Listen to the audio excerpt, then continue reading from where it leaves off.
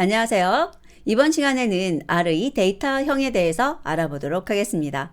R의 데이터형은 기본형, 구조형, 복합형으로 나눌 수 있고 스페셜 밸류스가 존재합니다. 자, 그림으로 보면 기본형이 있고 구조형과 복합형, 스페셜 밸류스 등이 있는데요. 여기 나오는 구조형하고 복합형의 차이는 단일 값으로만 이루어져 있는지, 그러니까 단일 타입으로만 이루어져 있는지 아니면 여러 개의 타입을 같이 사용할 수 있는지에 따라서 나눠진 것입니다. 자, 그러면 기본형부터 보도록 할까요? 기본형에는 numeric, character, logical이라는 것이 있습니다. numeric이라고 하는 것은 정수, 실수, 복소수를 말하는데요. 이것들의 특징은 수학적인 연산 및 통계적인 계산이 가능하다는 거예요. 그리고 캐릭터 타입은 문자 또는 단어로 구성되는데 쌍따옴표나 외따옴표 내부에 표현이 됩니다. 그리고 쌍따옴표를 쓰거나 외따옴표를 쓰거나 상관이 없어요.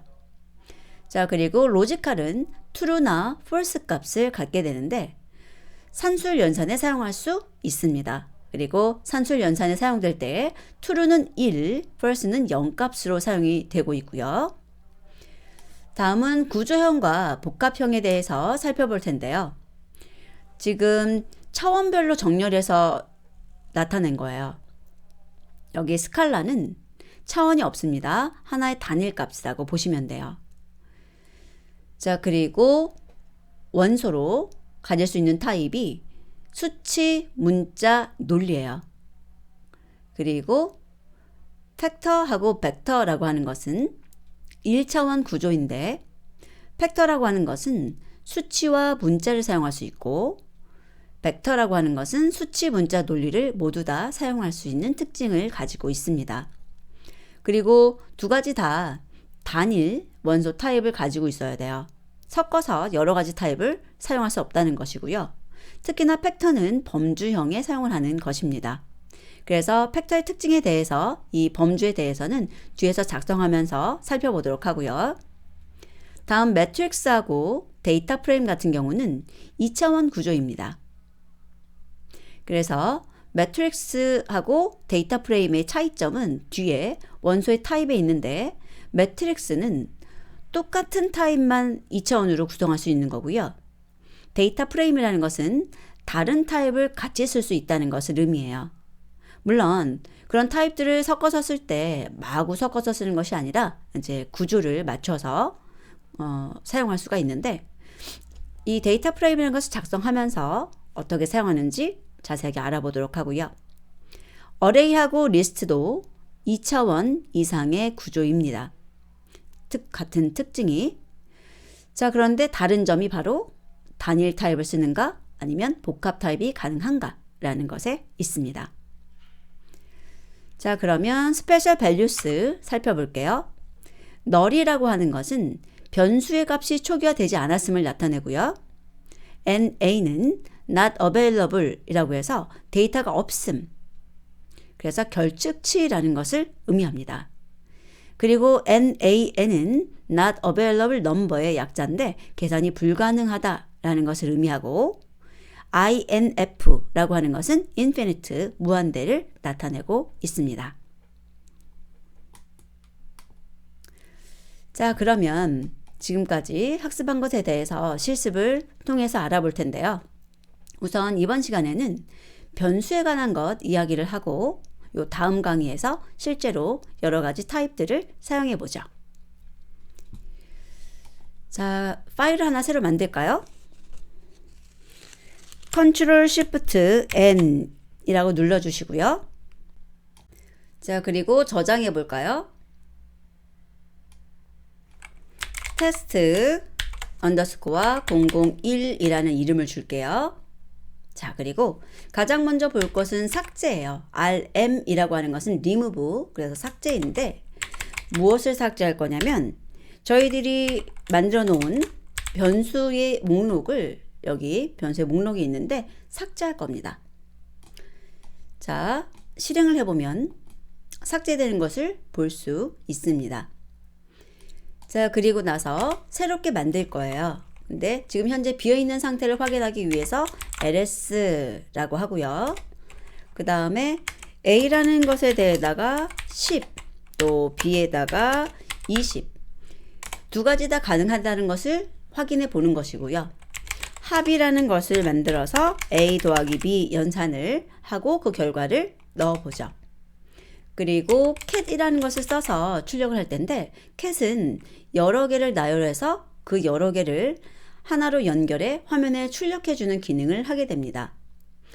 자, 합이라는 것 출력을 하고 그 다음에 줄 바꾸는 동작을 해볼게요. 그리고 나서 다시 LS라고 하게 되면 자, 다시 한번 실행했을 때 여기 한번 확인해 보세요. 처음 나온 LS에서는 캐릭터 제로라고 해서 이건 내용이 없다는 것을 의미하고요. 저희들이 A하고 B하고 합이라는 것을 만들어서 출력한 모습이고요. 그 다음에 LS 해보면 A하고 B하고 합이라고 하는 세 개의 이름이 있는 것을 확인할 수 있습니다. 자, 그리고 이제 여기에다가 저희들이 바꿔볼까요? 어떻게 바꾸냐면 A 출력하고요. 더하기 B는 해가지고 출력을 해보는 거예요. 그리고 나서 실행을 하게 되면 A 더하기 20은 30이라고 좀 더 멋지게 표현되죠. 그래서 이런 표현 하나 더 알려드렸고요. 자, 이번에는 삭제라는데 전체적인 삭제가 아니라 특별한 하나의 변수, 하나의 이름만 삭제하는 방법입니다. 그래서 합이라고 하는 것만 삭제를 할 거예요. 그리고 다시 한번 목록을 확인하겠습니다. 자, 실행을 해보면 합이라는 걸 삭제했어요. 그래서 여기도 보이지가 않죠? 그리고 LS 했을 때도 합이라는 것이 확인되지 않는 것을 볼 수 있습니다. 자, 그리고 이제 저희들이 이름이라는 것, 변수라는 것을 계속 사용을 해야 되는데 여기 A하고 B하고 합하고 이런 것들은 변수 이름, 그리고 여기 cat이라는 것이나 ls, rm 이런 것들은 함수의 이름이에요. 이런 이름들을 만들거나 할 때 규칙이 있는데 알파벳이나 숫자나 그 다음에 언더스코어, 점이라는 것을 사용할 수 있습니다. 예를 들어서 a 언더스코어 리스트 이런 식으로도 사용할 수가 있다는 거예요. 자, 그리고 a.so 이렇게도 사용할 수가 있다는 것을 의미합니다. 자, 그런데 첫 글자로 숫자로 쓰시면 안 돼요. 예를 들어서 1 ABC는 30이라고 하면 안 된다는 거예요. 자, 그러면 여기 벌써 오류 표시가 뜨죠? 실행을 해볼게요. 실행을 해보면 a 언더스코어 리스트와 a.so라는 이름은 잘 등록이 됐는데 여기 1abc라고 준 것에서는 예상하지 못한 기호라고 표시가 된 것을 확인할 수 있습니다. 자, 그래서 이런 식으로 얘는 주석을 취해서 실행하지 않도록 해 놓았고요. 이름은 원래 의미를 부여하는 것이 좋아요.